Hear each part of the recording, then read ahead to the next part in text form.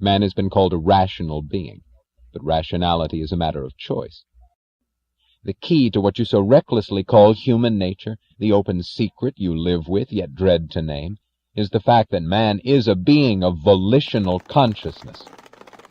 Reason does not work automatically. Thinking is not a mechanical process. The connections of logic are not made by instinct. A being of volitional consciousness has no automatic course of behavior. He needs a code of values to guide his actions. Value presupposes an answer to the question of value to whom and for what. Value presupposes a standard, a purpose, and the necessity of action in the face of an alternative. When there are no alternatives, no values are possible. There is only one fundamental alternative in the universe, existence or non-existence, and it pertains to a single class of entities, to living organisms.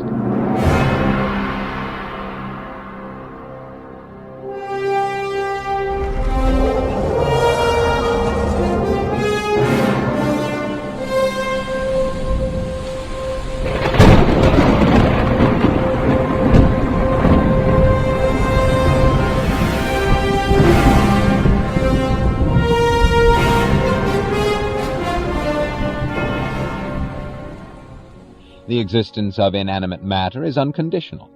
The existence of life is not. It depends on a specific course of action. Matter is indestructible. It changes its forms, but it cannot cease to exist. It is only a living organism that faces a constant alternative, the issue of life or death. Life is a process of self-sustaining and self-generated action. If an organism fails in that action, it dies. Its chemical elements remain, but its life goes out of existence. It is only the concept of life that makes the concept of value possible. It is only to a living entity that things can be good or evil.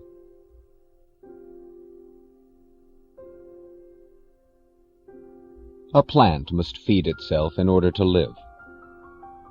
The sunlight, the water, the chemicals it needs are the values its nature has set it to pursue. Its life is the standard of value directing its actions. But a plant has no choice of action. There are alternatives in the conditions it encounters, but there is no alternative in its function. It acts automatically to further its life. It cannot act for its own destruction. An animal is equipped for sustaining its life. Its senses provide it with an automatic code of action, an automatic knowledge of what is good for it or evil. It has no power to extend its knowledge or to evade it.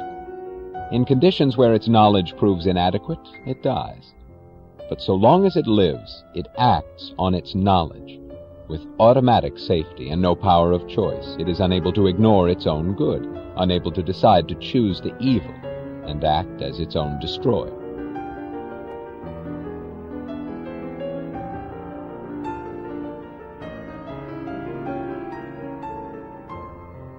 Man has no automatic code of survival. His particular distinction from all other living species is the necessity to act in the face of alternatives by means of volitional choice. He has no automatic knowledge of what is good for him or evil, what values his life depends on, what course of action it requires. An instinct of self-preservation is precisely what man does not possess. An instinct is an unerring and automatic form of knowledge. A desire is not an instinct. A desire to live does not give you the knowledge required for living.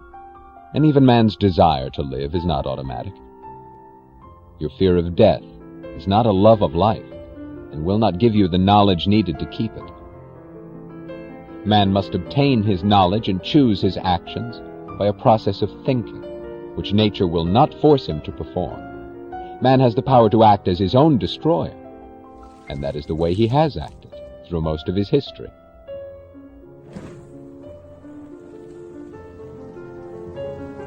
A living entity that regarded its means of survival as evil would not survive. A plant that struggled to mangle its roots A bird that fought to break its wings would not remain for long in the existence they affronted. But the history of man has been a struggle to deny and to destroy his mind. Man has been called a rational being, but rationality is a matter of choice, and the alternative his nature offers him is rational being or suicidal animal. Man has to be man by choice. He has to hold his life as a value by choice. He has to learn to sustain it by choice. He has to discover the values it requires and practice his virtues by choice. A code of values accepted by choice is a code of morality.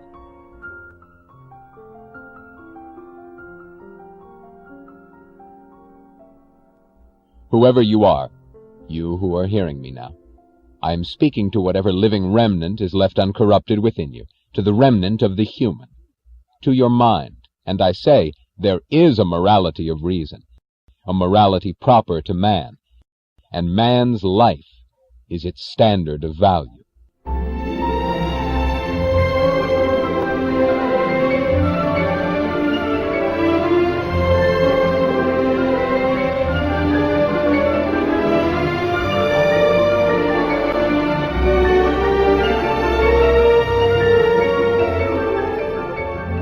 All that which is proper to the life of a rational being is the good. All that which destroys it is the evil. Man's life, as required by his nature, is not the life of a mindless brute, of a looting thug or a mooching mystic, but the life of a thinking being. Not life by means of force or fraud, but life by means of achievement.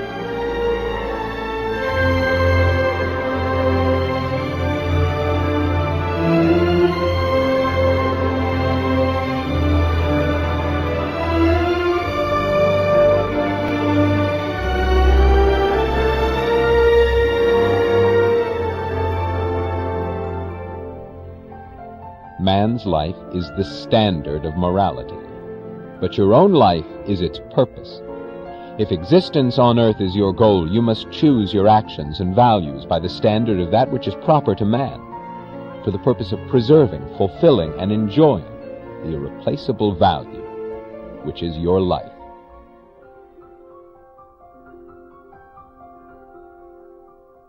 Are you beginning to see who is John Galt? I am the man who has earned the thing you did not fight for. Somewhere within you, you still long to say what I am now saying to the hearing of the whole of mankind. I am proud of my own value and of the fact that I wish to live. But it is a wish one must learn to deserve. Virtue is not an end in itself.